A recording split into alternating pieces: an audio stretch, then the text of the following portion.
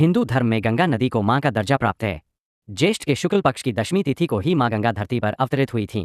हस्तिनापुर के राजा शांतनु को मां गंगा से प्रेम हो गया था और उन्होंने उनके सामने विवाह का प्रस्ताव रखा। तब गंगामधेया ने शांतनु के सामने एक शर्त रखी और कहा कि वो उन्हें कभी भी किसी बात के नहीं रोकेंगे और अगर ऐसा हुआ तो वह हमेशा के लिए उन्हें छोड़कर चली जाएंगी। राजा शांतनु मां गंगा से विवाह करना चाहते थे, इसलिए उन्होंने उनकी बात मान ली। विवाह पश्चात जब गंगा मां को पुत्र रत्न की प्राप्ति हुई तब राजा शांतनु बेहद प्रसन्न हुए, लेकिन उस बच्चे को मां गंगा ने नदी में बहा दिया। राजा शांतनु अपने वचन की वजह से गंगा जी को रोक नहीं सके। इस तरह एक एक करके मां गंगा ने अपने 7 संतानों को नदी में बहा दिया।